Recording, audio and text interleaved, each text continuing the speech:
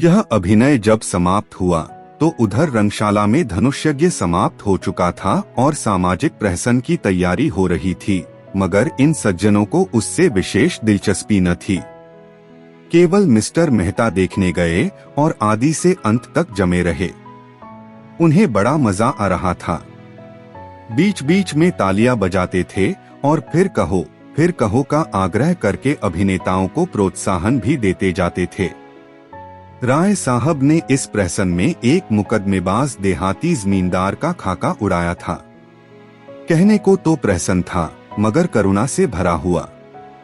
नायक का बात बात में कानून की धाराओं का उल्लेख करना, पत्नी पर केवल इसलिए मुकदमा दायर कर देना कि उसने भोजन तैयार करने में जरा सी देर कर दी, फिर वकीलों के नखरे और देहाती गवाहों की चालाकियां और झांसे, पहले गवाही के लिए चटपट तैयार हो जाना, मगर इजलास पर तलबी के समय खूब मनावन कराना और नाना प्रकार के फरमाइशें करके उल्लू बनाना, ये सभी दृश्य देखकर लोग हंसी के मारे लोटे जाते थे।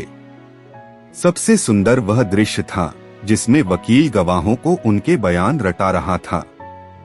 गवाहों का बार बार भूले करना, वकील का बिगड़ना, फिर नायक का देहाती बोली में गवाहों को समझाना और अंत में इजलास पर गवाहों का बदल जाना, ऐसा सजीव और सत्य था कि मिस्टर मेहता उछल पड़े और तमाशा समाप्त होने पर नायक को गले लगा लिया और सभी नटों को एक एक मेडल देने की घोषणा की।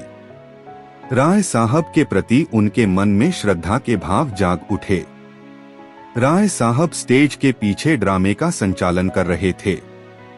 मेहता दौड़कर उनके गले लिपट गए और मुग्ध होकर बोले, आपकी दृष्टि इतनी पैनी है, इसका मुझे अनुमान न था।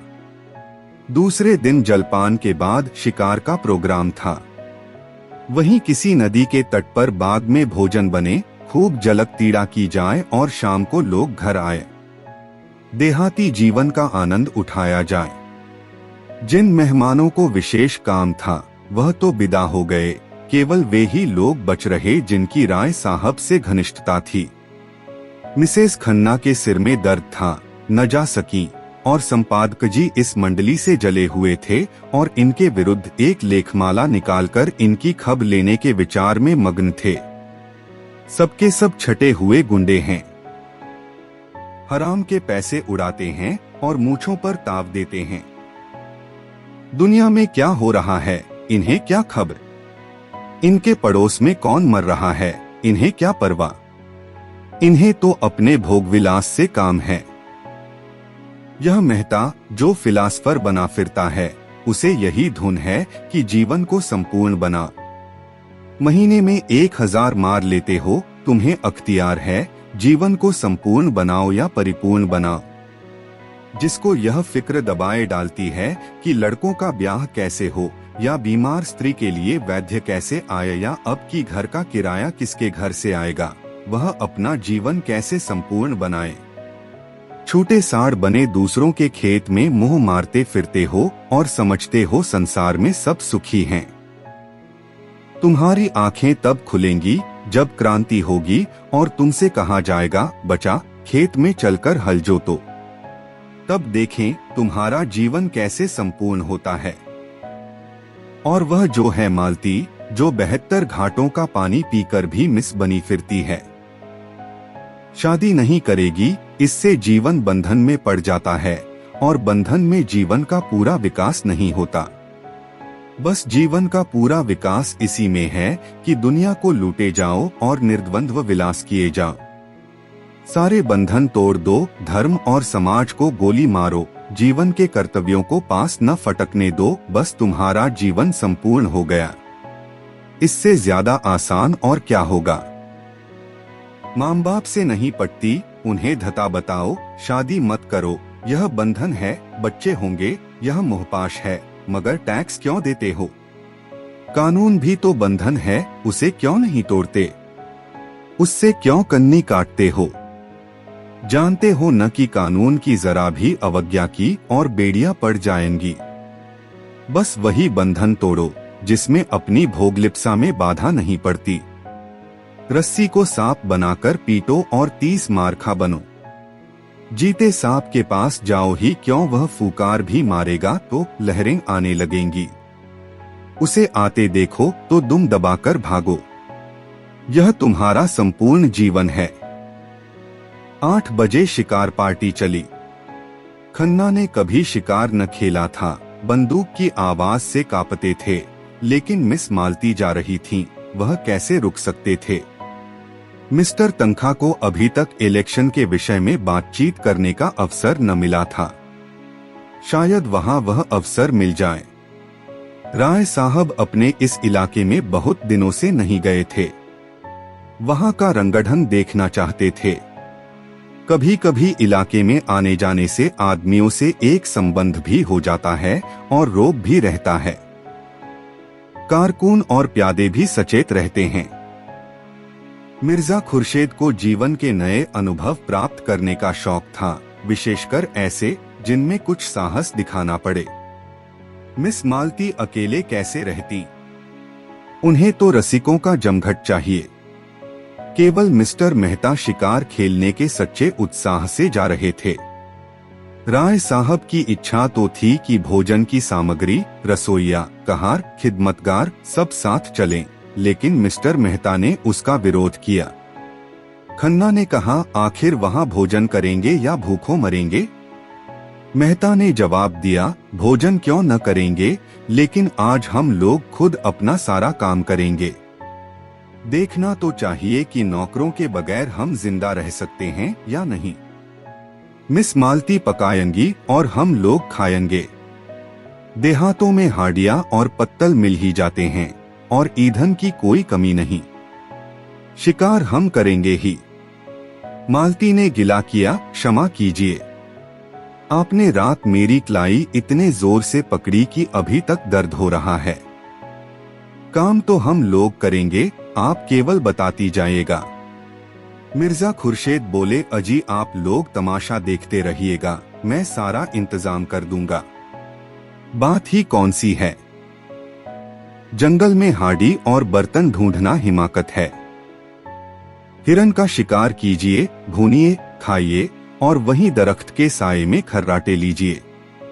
यही प्रस्ताव स्वीकृति हुआ। 2 मोटरें चली। एक मिस मालती ड्राइव कर रही थीं, दूसरी खुद राय साहब। कोई 20-25 मील पर पहाड़ी प्रांत शुरू हो गया। दोनों तरफ ऊंची पर्वतमाला दौड़ी चली आ रही थी। सड़क भी पेंचदार होती जाती थी। कुछ दूर की चढ़ाई के बाद एकाएक ढाल आ गया और मोटर नीचे की ओर चली। दूर से नदी का पाट नजर आया।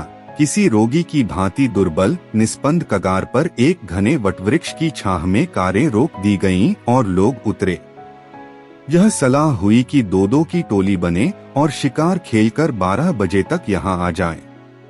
मिस मालती मेहता के साथ चलने को तैयार हो गईं। खन्ना मन में ऐंठ कर रह गए। जिस विचार से आए थे उसमें जैसे पंचर हो गया।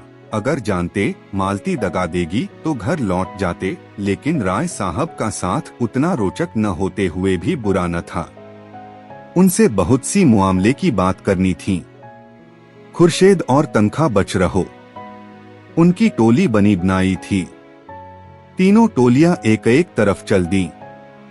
कुछ दूर तक पथरीली पगडंडी पर मेहता के साथ चलने के बाद मालती ने कहा, तुम तो चले ही जाते हो, जरा दम ले लेने दो। मेहता मुस्कराए, अभी तो हम 1 मील भी नहीं आए, अभी से थक गईं। थकी नहीं, लेकिन क्यों न जरा दम ले लो। जब तक कोई शिकार हाथ न आ जाए हमें आराम करने का अधिकार नहीं। मैं शिकार खेलने न आई थी। मेहता ने अनजान बनकर कहा, अच्छा यह मैं न जानता था। फिर क्या करने आई थी? अब तुमसे क्या बताऊं। हिरनों का एक झुंड चरता हुआ नजर आया। दोनों एक चट्टान की आड़ में छिप गए और निशाना बांधकर गोली चलाई। निशाना खाली गया। झुंड भाग निकला। मालती ने पूछा, अब? कुछ नहीं, चलो फिर कोई शिकार मिलेगा। दोनों कुछ देर तक चुपचाप चलते रहे। फिर मालती ने जरा रुककर कहा, गर्मी के मारे बुरा हाल हो रहा है, आओ इस वृक्ष के नीचे बैठ जाए। अभी नहीं, तुम बैठना चाहती हो तो बैठो, मैं तो नहीं बैठता। बड़े निर्दयी हो तुम, सच कहती हूँ। जब तक कोई शिकार न मिल जाए मैं बैठ नहीं सकता। तब तो तुम मुझे मार ही डालोगे। अच्छा बताओ, रात तुमने मुझे इतना क्यों सताया? मुझे तुम्हारे ऊपर बड़ा क्रोध आ रहा था। याद है तुमने मुझे क्या कहा था? तुम हमारे साथ चलेगा दिलदार। मैं न जानती थी तुम इतने शरीर हो। अच्छा सच कहना, तुम उस वक्त मुझे अपने साथ ले जाते। मेहता ने कोई जवाब न दिया, मानो सुना ही नहीं। दोनों कुछ दूर चलते रहे। एक तो जेठ की धूप, दूसरे पथरीला रास्ता। मालती थककर बैठ गई। मेहता खड़े खड़े बोले, अच्छी बात है, तुम आराम कर लो, मैं यहीं आ जाऊंगा। मुझे अकेले छोड़कर चले जाओगे? मैं जानता हूं तुम अपनी रक्षा कर सकती हो। कैसे जानते हो? नए युग की देवियों की यही सिफत है। वह मर्द का आश्रय नहीं चाहती, उससे कंधा मिलाकर चलना चाहती हैं। मालती ने झेंपते हुए कहा, तुम कोरे फिलासफर हो मेहता, सच। सामने वृक्ष पर एक मोर बैठा हुआ था। मेहता ने निशाना साधा और बंदूक चलाई। मोर उड़ गया। मालती प्रसन्न होकर बोली, बहुत अच्छा हुआ, मेरा शाप पड़ा। मेहता ने बंदूक कंधे पर रखकर कहा, तुमने मुझे नहीं, अपने आप को शाप दिया। शिकार मिल जाता तो मैं तुम्हें 10 मिनट की मोहलत देता। अब तो तुमको फौरन चलना पड़ेगा। मालती उठकर मेहता का हाथ पकड़ती हुई बोली, फिलासफरों के शायद हृदय नहीं होता। तुमने अच्छा किया विवाह नहीं किया। उस गरीब को मार ही डालते, मगर मैं यूं न छोड़ूंगी। तुम मुझे छोड़कर नहीं जा सकते। मेहता ने एक झटके से हाथ छुड़ा लिया और आगे बढ़े। मालती सजल नेत्र होकर बोली, मैं कहती हूँ मत जाओ। नहीं, मैं इसी चट्टान पर सिर पटक दूंगी। मेहता ने तेजी से कदम बढ़ाए। मालती उन्हें देखती रही। जब वह 20 कदम निकल गए तो झुंझलाकर उठी और उनके पीछे दौड़ी। अकेले विश्राम करने में कोई आनंद न था। समीप आकर बोली, मैं तुम्हें इतना पशु न समझती थी। मैं जो हिरन मारूंगा उसकी खाल तुम्हें भेंट करूंगा। खाल जाए भाड़ में। मैं अब तुमसे बात न करूंगी। कहीं हम लोगों के हाथ कुछ न लगा और दूसरों ने अच्छे शिकार मारे तो मुझे बड़ी झेंप होगी। एक चौड़ा नाला मुंह फैलाए बीच में खड़ा था। बीच की चट्टानें उसके दांतों से लगती थीं। धार में इतना वेग था कि लहरें उछली पड़ती थीं। सूर्य मध्याह्न पर आ पहुंचा था और उसकी प्यासी किरणें जल में क्रीड़ा कर रही थीं। मालती ने प्रसन्न होकर कहा, अब तो लौटना पड़ा। क्यों? उस पार चलेंगे, यहीं तो शिकार मिलेंगे। धारा में कितना वेग है। मैं तो बह जाऊंगी। अच्छी बात है, तुम यहीं बैठो, मैं जाता हूं। हाँ आप जाइए, मुझे अपनी जान से बैर नहीं है। मेहता ने पानी में कदम रखा और पांव साधते हुए चले। ज्यों-ज्यों आगे जाते थे पानी गहरा होता जाता था, यहाँ तक कि छाती तक आ गया। मालती अधीर हो उठी। शंका से मन चंचल हो उठा। ऐसी विकलता तो उसे कभी न होती थी। ऊंचे स्वर में बोली, पानी गहरा है, ठहर जाओ, मैं भी आती हूँ। नहीं नहीं, तुम फिसल जाओगी, धार तेज है। कोई हरज नहीं, मैं आ रही हूँ, आगे न बढ़ना, खबरदार। मालती साड़ी ऊपर चढ़ाकर नाले में बैठी, मगर 10 हाथ आते आते पानी उसकी कमर तक आ गया। मेहता घबराए। दोनों हाथ से उसे लौट जाने को कहते हुए बोले, तुम यहाँ मत आओ मालती, यहाँ तुम्हारी गर्दन तक पानी है। मालती ने एक कदम और आगे बढ़कर कहा, होने दो। तुम्हारी यही इच्छा है कि मैं मर जाऊं तो तुम्हारे पास ही मरूंगी। मालती पेट तक पानी में थी। धार इतनी तेज थी कि मालूम होता था कद मुखड़ा। मेहता लौट पड़े और मालती को एक हाथ से पकड़ लिया। मालती ने नशीली आंखों में रोष भरकर कहा, मैंने तुम्हारे जैसे बेदर्द आदमी कभी न देखा था, बिल्कुल पत्थर हो। खैर आज सता लो, जितना सताते बने मैं भी कभी समझूंगी। मालती के पांव उखड़ते हुए मालूम हुए। वह बंदूक संभालती हुई उनसे चिमट गई।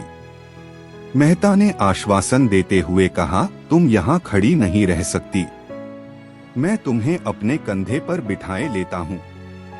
मालती ने भ्रिकुटी टेढ़ी करके कहा, तो उस पार जाना क्या इतना जरूरी है? मेहता ने कुछ उत्तर न दिया।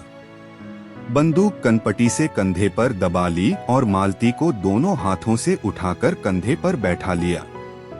मालती अपनी पुलक को छिपाती हुई बोली, अगर कोई देख ले, भय तो लगता है।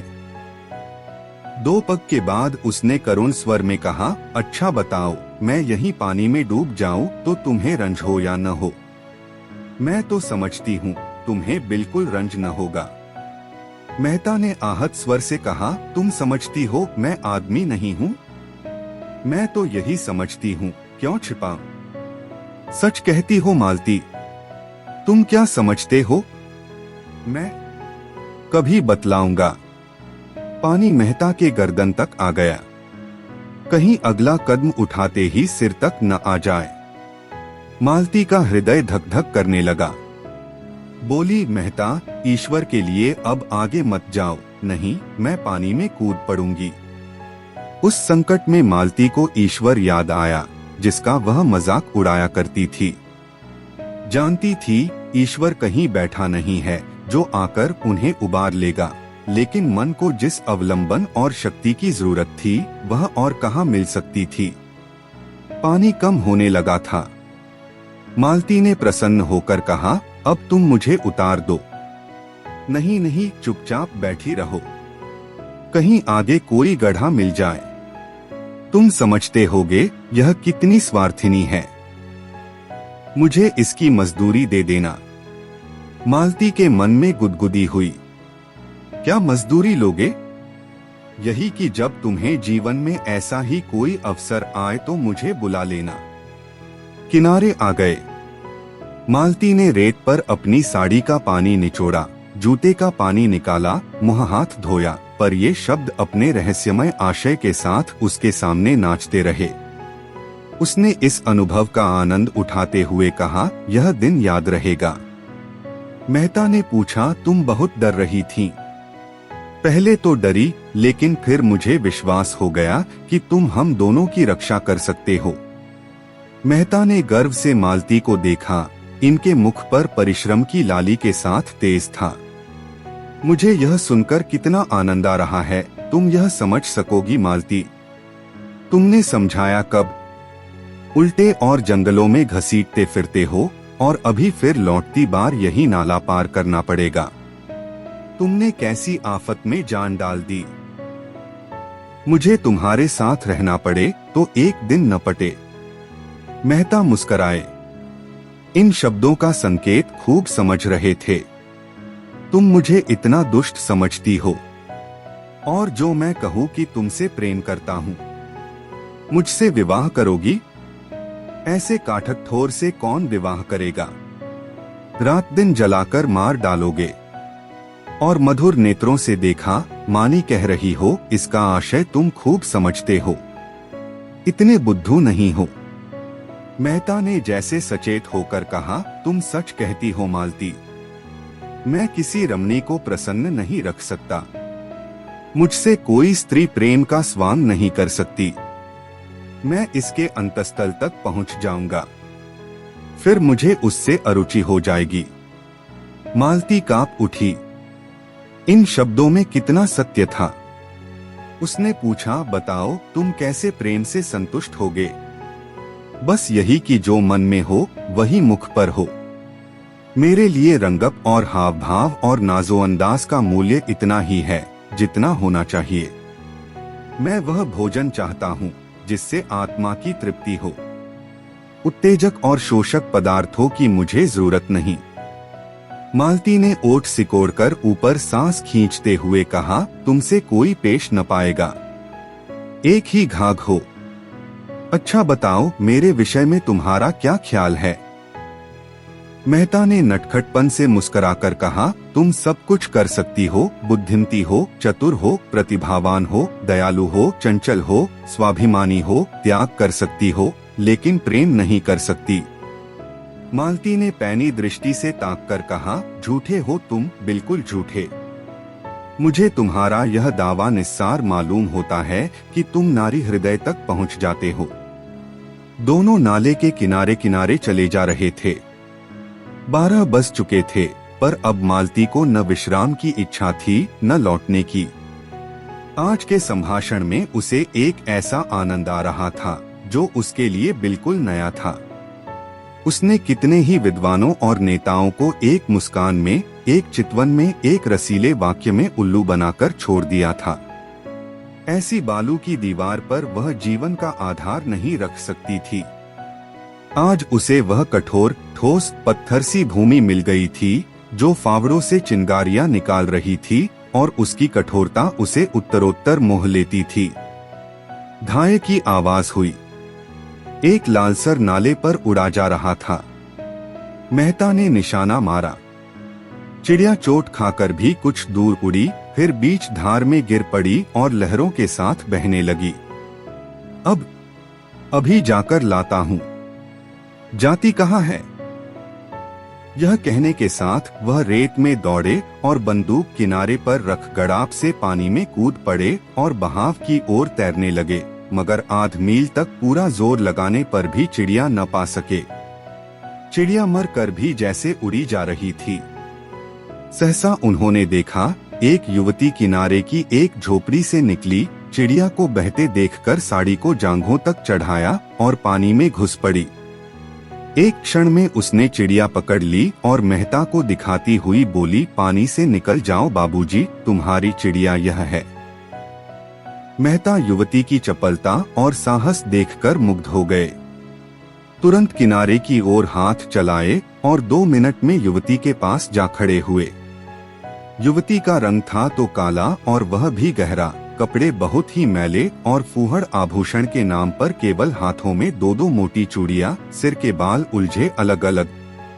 मुखमंडल का कोई भाग ऐसा नहीं जिसे सुंदर या सुघड़ कहा जा सके, लेकिन उस स्वच्छ निर्मल जलवायु ने उसके कालेपन में ऐसा लावण्य भर दिया था और प्रकृति की गोद में पलकर उसके अंग इतने सुडौल, सुगठित और स्वच्छंद हो गए थे कि यौवन का चित्र खींचने के लिए उससे सुंदर कोई रूप न मिलता। उसका सबल स्वास्थ्य जैसे मेहता के मन में बल और तेज भर रहा था। मेहता ने उसे धन्यवाद देते हुए कहा, तुम बड़े मौके से पहुंच गई, नहीं मुझे न जाने कितनी दूर तैरना पड़ता। युवती ने प्रसन्नता से कहा, मैंने तुम्हें तैरते आते देखा तो दौड़ी। शिकार खेलने आए होंगे? हाँ, आए तो थे शिकार ही खेलने, मगर दोपहर हो गया और यही चिड़िया मिली है। तेंदुआ मारना चाहो तो मैं उसका ठौर दिखा दूं। रात को यहाँ रोज पानी पीने आता है, कभी कभी दोपहर में भी आ जाता है। फिर जरा सकुचाकर सिर झुकाए बोली, उसकी खाल हमें देनी पड़ेगी। चलो मेरे द्वार पर, वहाँ पीपल की छाया है। यहाँ धूप में कब तक खड़े रहोगे? कपड़े भी तो गीले हो गए हैं। मेहता ने उसकी देह में चिपकी हुई गीली साड़ी की ओर देखकर कहा, तुम्हारे कपड़े भी तो गीले हैं। उसने लापरवाही से कहा, वो हमारा क्या, हम तो जंगल के हैं। दिन दिन भर धूप और पानी में खड़े रहते हैं। तुम थोड़े ही रह सकते हो। लड़की कितनी समझदार है और बिल्कुल गंवार। तुम खाल लेकर क्या करेगी? हमारे दादा बाजार में बेचते हैं, यही तो हमारा काम है। लेकिन दोपहरी यहाँ काटें तो तुम खिलाओगी क्या? युवती ने लजाते हुए कहा, तुम्हारे खाने लायक हमारे घर में क्या है? मक्के की रोटियां खाओ जो धरी हैं। चिड़िए का सालन पका दूंगी। तुम बताते जाना जैसे बनाना हो। थोड़ा सा दूध भी है। हमारी गैया को एक बार तेंदुए ने घेरा था। उसे सींगों से भगाकर भाग आई, तब से तेंदुआ उससे डरता है। लेकिन मैं अकेला नहीं हूं, मेरे साथ एक औरत भी है। तुम्हारी घरवाली होगी? नहीं, घरवाली तो अभी नहीं है, जान पहचान की है। तो मैं दौड़कर उनको बुला लाती हूं। तुम चलकर छाह में बैठो। नहीं नहीं, मैं बुला लाता हूं।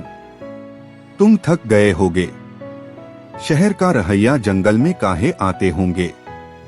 हम तो जंगली आदमी हैं। किनारे ही तो खड़ी होंगी। जब तक मेहता कुछ बोले, वह हवा हो गई। मेहता ऊपर चढ़कर पीपल की छाह में बैठे। इस स्वच्छंद जीवन से उनके मन में अनुराग उत्पन्न हुआ। सामने की पर्वतमाला दर्शन तत्व की भांति अगमय और अत्यंत फै हुई, मानो ज्ञान का विस्तार कर रही हो, मानो आत्मा उस ज्ञान को, उस प्रकाश को, उस अगम्यता को उसके प्रत्यक्ष विराट रूप में देख रही हो। दूर के एक बहुत ऊंचे शिखर पर एक छोटा सा मंदिर था, जो उस अगम्यता में बुद्धि की भांति ऊंचा पर खोया हुआ सा खड़ा था, मानो वहां तक पर मारकर पक्षी विश्राम लेना चाहता है और कहीं स्थान नहीं पाता।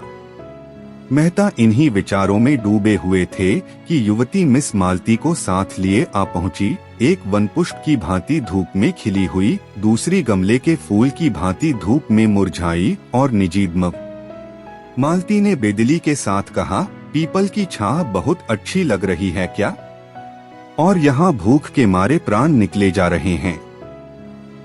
युवती दो बड़े बड़े मटके उठा लाई और बोली, तुम जब तक यहीं बैठो, मैं अभी दौड़कर पानी लाती हूँ, फिर चूल्हा जला दूंगी और मेरे हाथ का खाओ तो मैं एक क्षण में बोटियां सेंक दूंगी। नहीं, अपने आप सेंक लेना। हाँ, गेहूं का आटा मेरे घर में नहीं है और यहाँ कहीं कोई दुकान भी नहीं है कि ला दूं। मालती को मेहता पर क्रोध आ रहा था। बोली, तुम यहाँ क्यों आकर पड़ रहे? मेहता ने चिढ़ाते हुए कहा, एक दिन जरा इस जीवन का आनंद भी तो उठाओ। देखो, मक्के की रोटियों में कितना स्वाद है। मुझसे मक्के की रोटियां खाई ही न जाएंगी और किसी तरह निगल भी जाऊं तो हजम न होंगी। तुम्हारे साथ आकर मैं बहुत पछता रही हूँ। रास्ते भर दौड़ा के मार डाला और अब यहाँ लाकर पटक दिया। मेहता ने कपड़े उतार दिए थे और केवल एक नीला जांघिया पहने बैठे हुए थे। युवती को मटके ले जाते देखा तो उसके हाथ से मटके छीन लिए और कुएं पर पानी भरने चले। दर्शन के गहरे अध्ययन में भी उन्होंने अपने स्वास्थ्य की रक्षा की थी और दोनों मटके लेकर चलते हुए उनकी मांसल भुजाएं और चौड़ी छाती और मछलीदार जांघें किसी यूनानी प्रतिमा के सुगठित अंगों की भांति उनके पुरुषार्थ का परिचय दे रही थीं। युवती उन्हें पानी खींचते हुए अनुराग भरी आंखों से देख रही थी। वह अब उसकी दया के पात्र नहीं, श्रद्धा के पात्र हो गए थे। कुआं बहुत गहरा था, कोई 60 हाथ, मटके भारी थे और मेहता कसरत का अभ्यास करते रहने पर भी एक मटका खींचते खींचते शिथिल हो गए। युवती ने दौड़कर उनके हाथ से रस्सी छीन ली और बोली, तुमसे न खींचेगा। तुम जाकर खाट पर बैठो, मैं खींचे लेती हूँ। मेहता अपने पुरुषत्व का यह अपमान न सह सके। रस्सी उसके हाथ से फिर ले ली और जोर मारकर एक क्षण में दूसरा मटका भी खींच लिया और दोनों हाथों में दोनों मटके लिए आकर झोंपड़ी के द्वार पर खड़े हो गए। युवती ने चटपट आग जलाई, लालसर के पंख झुलस डाले, छुरे से उसकी बोटियां बनाई और चूल्हे में आग जलाकर मांस चढ़ा दिया और चूल्हे के दूसरे ऐले पर कढ़ाई में दूध उबालने लगी। और मालती भौहें चढ़ाए खाट पर खिन्नमन पड़ी इस तरह यह दृश्य देख रही थी मानो उसके ऑपरेशन की तैयारी हो रही हो। मेहता झोपड़ी के द्वार पर खड़े होकर युवती के गह कौशल को अनुरक्त नेत्रों से देखते हुए बोले, मुझे भी तो कोई काम बताओ, मैं क्या करूं? युवती ने मीठी झिड़की के साथ कहा, तुम्हें कुछ नहीं करना है, जाकर बाई के पास बैठो, बेचारी बहुत भूखी है। दूध गर्म हुआ जाता है, उसे पिला देना। उसने एक घड़े से आटा निकाला और गूंथने लगी। मेहता उसके अंगों का विलास देखते रहे। युवती भी रह रहकर उन्हें कनखियों से देखकर अपना काम करने लगती थी। मालती ने पुकारा, तुम वहां क्या खड़े हो? मेरे सिर में जोर का दर्द हो रहा है। आधा सिर ऐसा फटा पड़ता है जैसे गिर जाएगा। मेहता ने आकर कहा, मालूम होता है धूप लग गई है।